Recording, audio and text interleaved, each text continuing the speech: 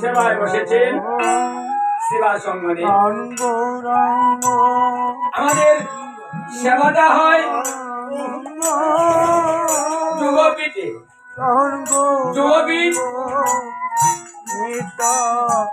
নবদ্বীপে সেবা সঙ্গনে হয়। এই জন্য মহাপ্রভু যখন নবদ্বীপে সেবা করেন তখন সেবা সঙ্গনের মাধবী মণ্ডপে পুষ্পদানস্থ যে যোগপীঠ আছে সেই যোগপীঠে সেবা হয়। আর যখন বৃন্দাবনে সেবা হয় তখন রাধা কুণ্ড তীরে ললিতানন্দ কুঞ্জে দক্ষিণ দরজা ঘরে এই মধ্যাহ্নকালী সেবা হয়, সেখানে যোগপীঠ হয়।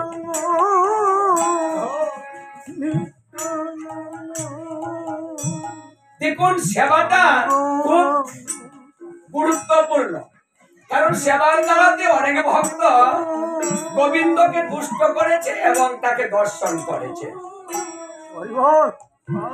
এজন্য জীবনের মধ্য সময় খুব হিসাবের সময়, সেবাটা হচ্ছে মধ্য সময়। এখন মধ্যাহ্নকাল, দেখুন এই মধ্যাহ্নকাল আমাদের ভজনের সময়, ভক্তি নিবেদনের সময়।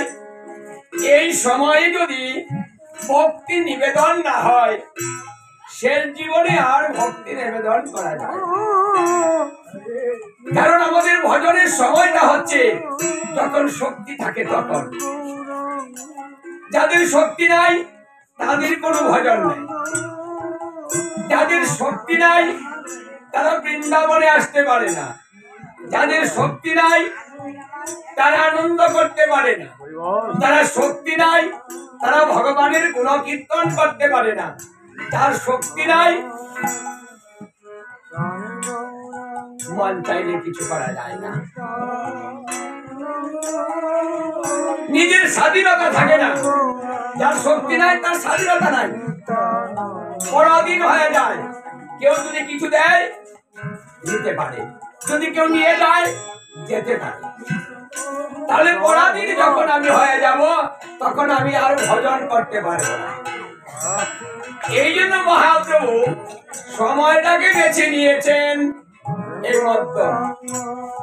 এই মধ্য সময়টা বেছে নিয়েছেন, যে জীবনের মধ্য সময় তুমি ভক্তি নিবেদন করো। মহাপ্রভু বসেছেন মন্দিরে, বলছে তুমি আমাকে দাও। আমরা কি দিচ্ছি? অন্ন ব্যঞ্জনে দিচ্ছি। আচ্ছা, এটাই কি মহাপ্রভু চেয়েছেন যে তুমি আমাকে অন্ন ব্যঞ্জন দাও? আমার বড্ড খিদে পেয়েছে, মানে ভগবানের এত খিদে যে অন্ন ব্যঞ্জনের জন্য তিনি পাগল হয়ে মন্দিরে গিয়ে বসে বলছে তুমি আমাকে দাও না।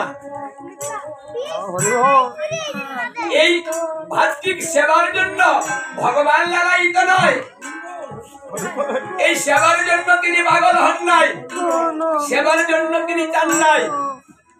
মূল অর্থটা হচ্ছে এই সেবাটাকে উপলক্ষ করে তুমি তোমার ভক্তিটাকে নিবেদন করো, আমাকে দিয়ে দাও।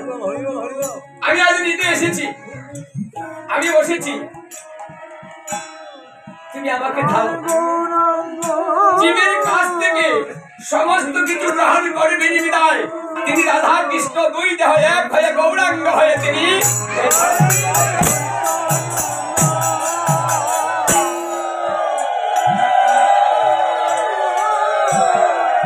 সঙ্গে নিয়েছেন কাকে? নিত্যানন্দ। তাকে দাদা বলাই বলা হয়, বলরাম বলা হয়।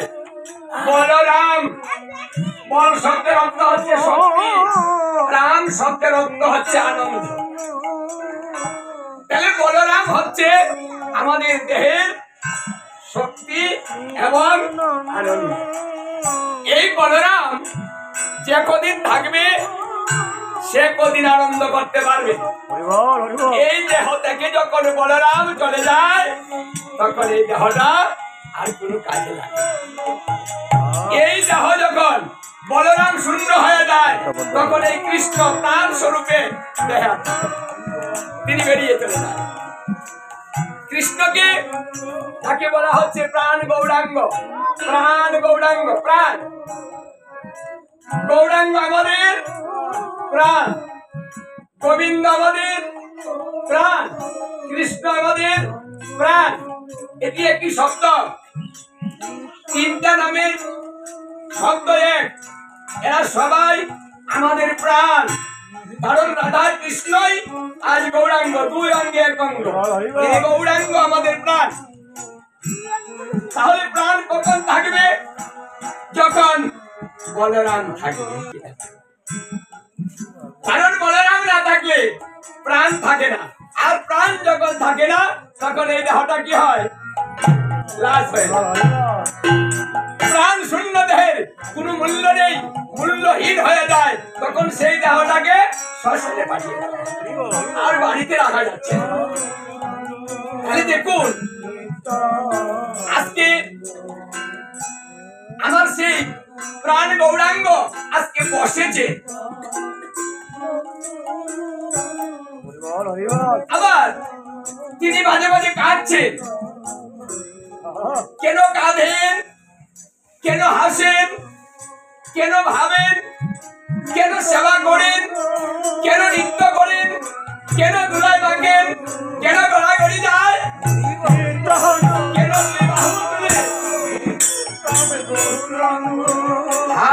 হা কৃষ্ণ বলে ডাকে? আমার মহাপ্রভু এই গৌরাঙ্গ আমাদের এই তত্ত্ব শিখিয়েছে, দুটা বাহু উত্তোলন করো। ভগবানকে কেন বলছে? যখন তুমি ঈশ্বরকে ডাকবে তখন ঈশ্বরের কাছে তুমি আত্মসমর্পণ করে রাখো, রেখে দিয়ে না, সমর্পণ করো। এই জন্য আমার মহাপ্রভু সব সময় দুই বাহু উত্তোলন করে নৃত্য করতেন। ভগবানকে যখন ডাকতেন তখন দুটা বাহু উত্তোলন করতেন, কারণ জগৎকে তত্ত্ব শিখাচ্ছে। হে জীব, শুধু ডাকলে হবে, ডাকলে ভগবান শুনবে না। ভগবান কখন শুনবে জানো?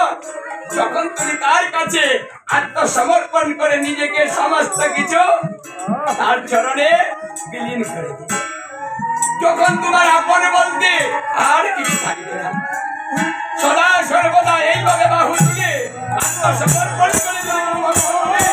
হে গোবিন্দ তুমি নিত্যানন্দ।